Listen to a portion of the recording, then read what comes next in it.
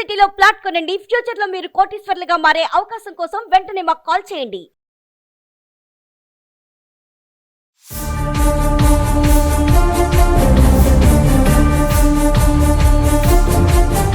నమస్తే, welcome back to Suman TV. Present మనతో పాటు ఉన్నారు అనలిస్ట్ మందర్ కృష్ణారెడ్డి గారు. నమస్తే సార్. నమస్తే అమ్మా. సార్, కొత్తగా ఆర్బీఐ కొన్ని న్యూ రూల్స్ తీసుకొచ్చింది. అంటే ₹1,00,000 కనుక నష్టం జరిగితే ₹1,00,00,000 నష్టపరిహారం ఇస్తామని చెప్పేసి కొన్ని 238 కొత్త రూల్స్ అంట. ఒక్కసారి వివరాల్లోకి వెళ్తే ఏంటి, లక్షకి ₹1,50,00,000 నష్టపరిహారం ఏంటి అంటే? ఇప్పటిదాకా బ్యాంకింగ్ వ్యవస్థలో కస్టమర్ ప్రయోజనాలకు కొంతవరకు మాత్రమే పీఠం వేసి బ్యాంకింగ్ లాభాల కోసం ఎక్కువగా ఆలోచించేటువంటి పరిస్థితులు ఏర్పడ్డాయి. ఎందుకంటే బ్యాంకులు నష్టాల పాలైనట్టయితే అవి పనిచేయలేవు. బ్యాంకులు పనిచేయకపోయినట్టయితే చాలా వరకు ప్రభుత్వం సంబంధించినటువంటి కార్యకలాపాలన్నీ స్తంభించిపోయే అవకాశాలు ఉంటాయి. ముఖ్యంగా పేదవాళ్ళకి, బిలో పావర్టీ లైన్లో ఉండేటువంటి వాళ్ళకి, రైతులకి, ఇలాంటి వాళ్లకు సకాలంలో లోన్స్ ఇవ్వకపోయినట్టయితే అసలు మొత్తం ప్రభుత్వ కార్యక్రమమే కాదు, దేశం మొత్తం స్తంభించిపోయే అవకాశాలు ఉంటాయి. కాబట్టి ఆ బిలో పావర్టీ లైన్లో ఉండేటువంటి ప్రజలందరికీ సకాలం లోపల కావాల్సినటువంటి ఆర్థిక సహాయం అందడం కోసం చెప్పి బ్యాంకులకు కొంత స్వేచ్ఛ ప్రసాదించే పరిస్థితులు ఏర్పడ్డాయి.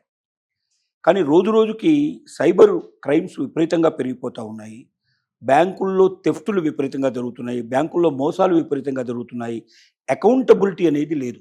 అంటే పూర్తిగా నా బాధ్యత వహించేటువంటి తత్వం, నేనే దీనికి రెస్పాన్సిబిలిటీ తీసుకోవాలి. ఒకవేళ ఏదైనా అవతలి నష్టం వస్తే ఆ నష్టాన్ని తప్పనిసరి కస్టమర్కి పే చేసేటువంటి అవకాశాలు ఉండాలి. అలాంటి అకౌంటబిలిటీ లేకపోవడం వల్ల బ్యాంకులలో కస్టమర్స్కి విపరీతంగా అన్యాయాలు జరుగుతుంటే కనబడుతుంది. గత సంవత్సరం మిగతా సంవత్సరాలు అన్నితో పోల్చినట్టయితే అత్యధికమైనటువంటి కేసులు నమోదు చేయబడ్డాయి బ్యాంకులకు వ్యతిరేకంగా. అంటే బ్యాంకుల్లో జరిగిన మోసాలు లేక బ్యాంకు త్రూ జరిగిన మోసాలు. అంటే బ్యాంకులో అకౌంట్ ఉంది, ఆ అకౌంట్ నుంచి డబ్బులు మాయమైనాయి. అది కస్టమర్ ప్రమేయం లేకుండా మాయమైనాయి. మరి కస్టమర్ ప్రమేయం లేకుండా బ్యాంకులో డబ్బులు మాయమైపోయినాయి అంటే ఖచ్చితంగా బ్యాంకు దానికి కొంత రెస్పాన్సిబిలిటీ తీసుకోవాలి కదా. పోనీ సులభంగా అంటే మనకు ఏదో ఒక నెంబర్ చెప్తాడు, ఆ నెంబర్ మనం దాంట్లో కొట్టంగానే, లేకపోతే మనం ఒక మెయిల్ ఓపెన్ చేయగానే, లేదా ఒక వాట్సాప్ ఓపెన్ చేయగానే, లేదా SMS ఓపెన్ చేయగానే మన అకౌంట్లో ఉండే డబ్బులని మాయమయ్యే పరిస్థితులు ఏర్పడ్డాయి. మరి అలా ఏర్పడ్డాయంటే అంత సులభంగా అవతల వాళ్ళు తీసేటువంటి పరిస్థితులు లేకుండా దానికి ఇంకా కట్టుదిట్టమైన పరిస్థితులు, దాన్ని లాకింగ్ సిస్టమ్ బాగా భద్రంగా ఉండాలి.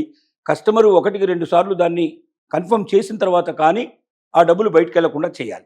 అంటే మొదటి 10 కేసులు 100 కేసులు జరగగానే ఏం చేయాలి, బ్యాంకు వెంటనే ఓహో ఇట్లా జరుగుతున్నాయి కాబట్టి ఇలా జరగకుండా మనం ఏం జాగ్రత్తలు తీసుకోవాలని దానికి తగినటువంటి భద్రత ఏర్పాటు చేసుకోవాల్సిన బాధ్యత కూడా బ్యాంకులదే. కానీ చాలా బ్యాంకులు పని చేయడం లేదు.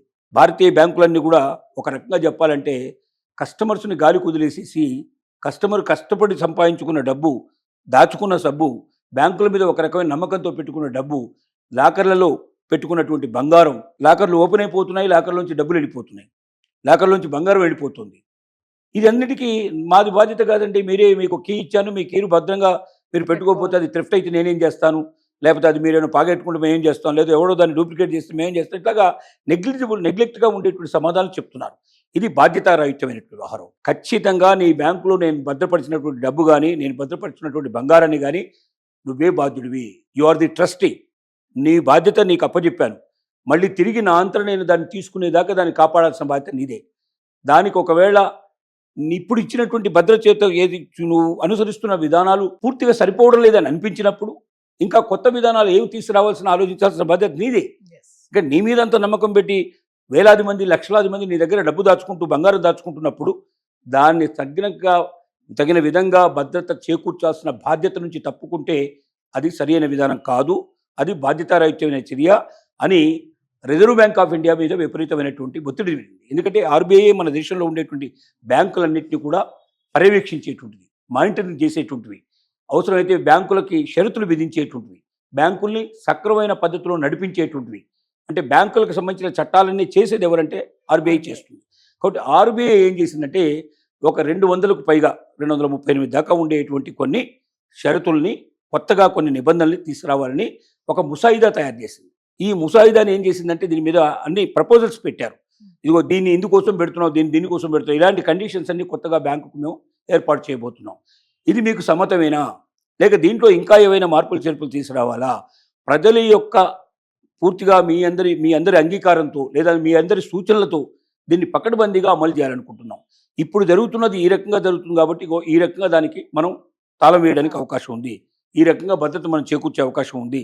కాబట్టి బ్యాంకులు దీన్ని పాటించాలి మేము ప్రపోజల్ పెడుతున్నామని 200కు పైగా సూచనలతో కూడినటువంటి ఒక పత్రం తయారు చేసి ఆ పత్రాన్ని ఓపెన్గా వెబ్సైట్లో పెట్టారు.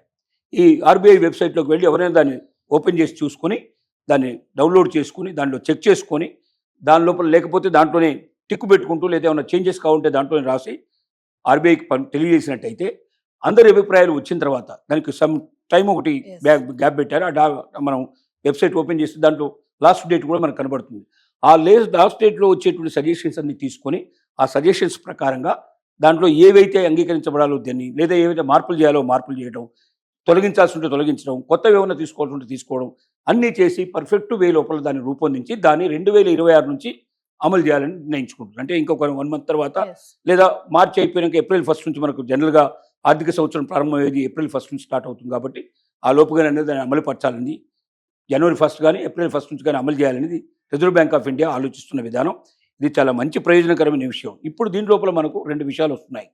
ఒకటి, సైబర్ క్రైమ్ జరిగినట్టయితే మన అకౌంట్లో మనకు తెలియకుండానే డబ్బు వెళ్ళడం కానీ లేదా మనల్ని వాడు ఏదో అడిగాడు మనం ఏదో చెప్పాము వాడు డబ్బు తీస్తాడని మనం అనుకోలేదు, ముందు 10 రూపాయలు పంపిస్తారు, 1 రూపాయి పంపిస్తారు, ఇది నీకు కన్ఫర్మ్గా వచ్చిందా లేదా చెప్పమంటారు, వచ్చినట్టయితే నువ్వు పలాంది నొక్కమంటారు.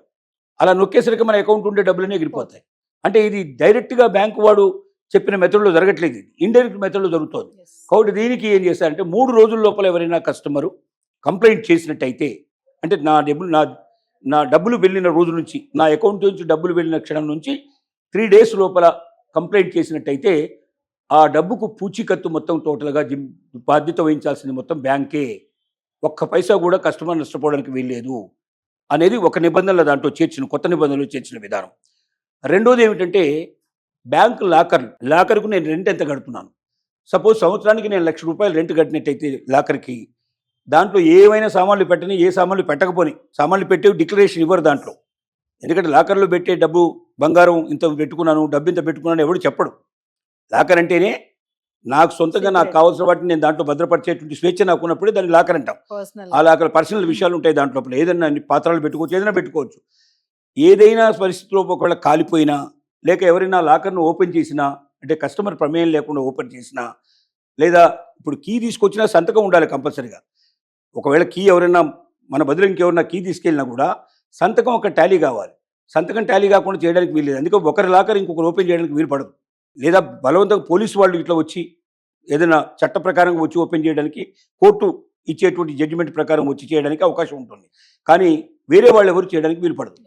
అలా వచ్చినప్పుడు ఏదైనా తెలియకుండా జరిగితే, అంటే ప్రభుత్వ ప్రమేయం లేకుండా ప్లస్ దాంతోపాటుగా వ్యక్తిగతం రాకుండా ఎవరో తన తరపున ఓపెన్ చేసినా, లేకపోతే అది దొంగతనం జరిగినా, లేకపోతే ఏదైనా కాలిపోయినా, ఇలాంటి సందర్భాల్లో ₹1,00,000 నేను సంవత్సరానికి ఒకవేళ దానికి లాకర్కు ఛార్జెస్ పే చేసినట్టయితే, అంటే ఛార్జెస్ ఉంటాయి ప్రతి సంవత్సరం కొంత పే చేయాల్సి ఉంటుంది, దాన్ని బట్టి సైజ్ ఆఫ్ లాకర్ని బట్టి ఉంటుంది. 1,00,000కి ₹1,00,00,000 పేమెంట్ ఇవ్వాలి. అలాంటిది ఏమైనా జరిగితే ₹1,00,000 సంవత్సరానికి కట్టేటువంటి రెంట్ కట్టేటువంటి వ్యక్తికి, కస్టమర్కి ₹1,00,00,000 రావాలి. అంటే ₹10,000 కట్టేవాడికి ఏం కావాలి, ఇంటూ 100 టైమ్స్ వేసుకోవాలి. ఇట్లా 100 సార్లు ఎక్కువగా డబ్బు వస్తుంది. అంటే మనం కట్టేటువంటి రెంట్కి 100 టైమ్స్ ఎక్కువ మనకు పే చేయాలనేది ఇప్పుడు కండిషన్ పెట్టారు. ఇలా అనేక రకాల కండిషన్స్ పెట్టారు, అకౌంటబిలిటీ పెట్టారు, బాధ్యతలు పెంచారు. అప్పుడు భద్రంగా ఉంటుంది కస్టమర్ యొక్క డబ్బు. కస్టమర్ నిర్భయంగా తన డబ్బును బ్యాంకులో పెట్టుకొని ఇంట్లో పడుకోవచ్చు. సైబర్ మోసాలకు అడ్డుకట్టబడుతుంది. ఒకవేళ సైబర్ మోసం జరిగినా వితిన్ 3 days లోపల దాని ఇన్ఫర్మేషన్ ఇస్తే ఆటోమేటిక్గా వ్యక్తిగతంగా బాధ్యత తీరిపోతుంది. అప్పటి నుంచి బాధ్యత మొత్తం బ్యాంకు వాళ్ళది ఉంటుంది. దాన్ని రికవర్ చేసుకోవాల్సిన బాధ్యత వాళ్ళదే, లేకపోతే నా డబ్బు నాకు ఇవ్వాల్సిన బాధ్యత బ్యాంకుదే అనేటువంటి నిర్ణయానికి వస్తారు. ఇలాంటి చాలా మంచి ఆలోచనలతో reserve Bank of India step తీసుకోవడం చాలా గొప్ప విషయం. ఇది ప్రతి కస్టమరు తనకు వీలైనంత అవకాశం ఉన్న వాళ్ళల్లా Reserve Bank of India website open చేసి దాంట్లో కొత్తగా పెట్టినటువంటి ప్రతిపాదనలు ఏమన్నా చెక్ చేసి అన్నీ చదివి, ఇంకా ఏదైనా సజెషన్స్ కావాలంటే ఇవ్వడం, కొత్త ఆలోచనలు ఏమంటే చెప్పడం, దాంట్లో బాగులేనటువంటి తీసేయడం, ఇలాంటివన్నీ చేసినట్టయితే సరి అయినటువంటి పద్ధతి పర్ఫెక్ట్గా ఉండేటువంటి రూల్స్ వస్తాయి. ఆ రూల్స్ వల్ల కస్టమర్ మరింత భద్రతకి అవకాశం ఉంటుందని మనకు అభిప్రాయం. Thank you.